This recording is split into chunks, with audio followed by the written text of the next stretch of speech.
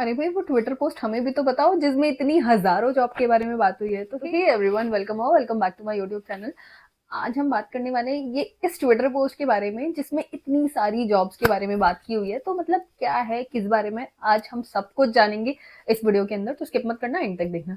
शुरू करते हैं। I have written all the details. ये जो भी इसके बारे में होने वाला है सब कुछ मैंने मेंशन किया है, डोंट वरी, सब कुछ बताऊंगी मैं। RSMSSB बेसिकली राजस्थान सब ordinate ministerial staff selection board. It's like Rajasthan की गवर्नमेंट बोर्ड एजेंसी ने रिसेंटली एक नोटिफिकेशन रिलीज किया है जिसमें वो इतनी सारी हजारों की तादाद में उन्होंने पोस्ट निकाली है।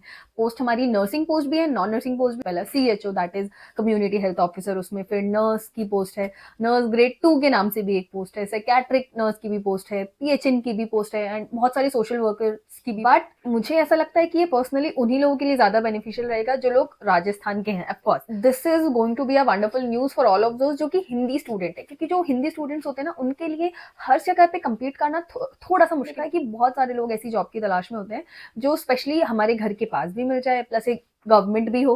This is going to be contractual job, ये मैं आपको पहले ही बता दूं। ये कॉन्ट्रैक्चुअल नोटिस है, सारी की सारी जॉब इसमें कॉन्ट्रैक्चुअल ही है। तो बात करेंगे हम इनके बारे में। फी की अगर मैं बात करूं तो for general the fee is going to be 600 rupees. हुई कैटेगरीज के लिए the fee is going to be 400 rupees. तो अब मैं आपको इसके बारे में थोड़ी सी इंपॉर्टेंट चीजें बताना चाहती हूँ। जैसे कि मैंने बताया बहुत सारी पोस्ट है, नर्सिंग की भी पोस्ट है, ट्यूटरी की भी पोस्ट है, इंचार्ज की भी पोस्ट है। But the interesting part is कि सब पोस्ट के लिए एग्जाम एक ही होने वाला है। एज की अगर मैं बात करूं तो 18 years minimum age, 40 years maximum age.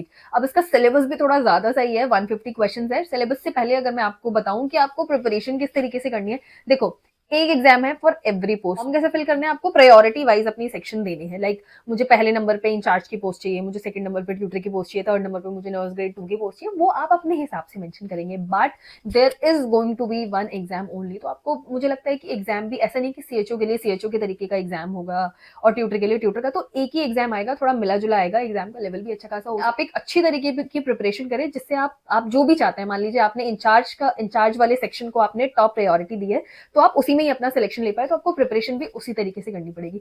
तो I would suggest you all to go for something which has everything in it. तो आप अपनी थ्योरी अच्छे से पढ़ सकते हैं। थ्योरी के साथ साथ एक मतलब बने बनाए क्वेश्चन, लाइक बुक से प्रैक्टिस कर लेना, एक क्वेश्चन बैंक से प्रैक्टिस करना बहुत अच्छा रहेगा आपके लिए।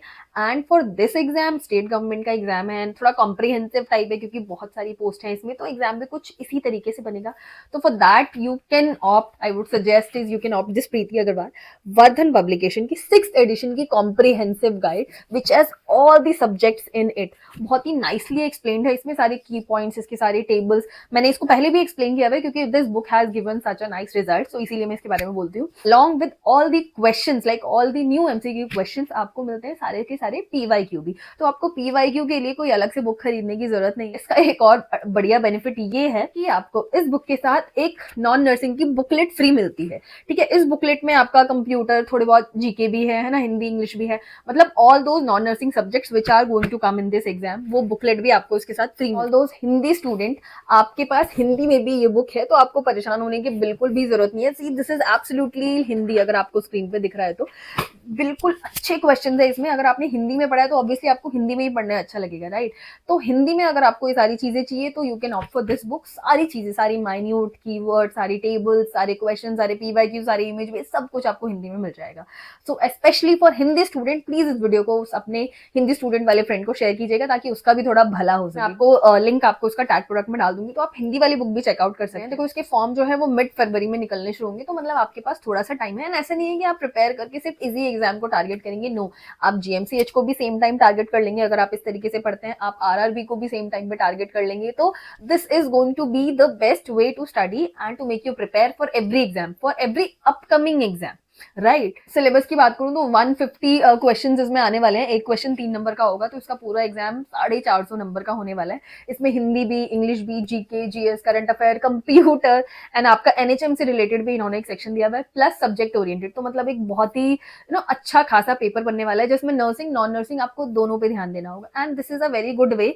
ऐसा नहीं है कि आपको सिर्फ इसको देख के पढ़ाई करनी है, आपको पढ़ाई इस तरीके से करनी है कि आप अपने आगे वाले अपकमिंग एग्जाम्स को भी अच्छे से टारगेट करें। मैंने कहीं पढ़ा भी था कि 2025 is full full of energies, बहुत ही ज्यादा हाई एनर्जी वाला साल है ये। तो अगर आप भी अपनी सही एनर्जी को अच्छे तरीके से यूटिलाइज करते हैं तो you can get good. Make sure to subscribe my YouTube channel if you haven't done it already, and मिलते हैं नेक्स्ट वीडियो में एक बहुत ही अच्छे मोटिवेशन और बहुत ही अच्छी स्ट्रैटेजी के साथ। तब तक के लिए अपना ध्यान रखिए, stay motivating, stay studying and take good care of yourself. Bye bye, thanks for watching.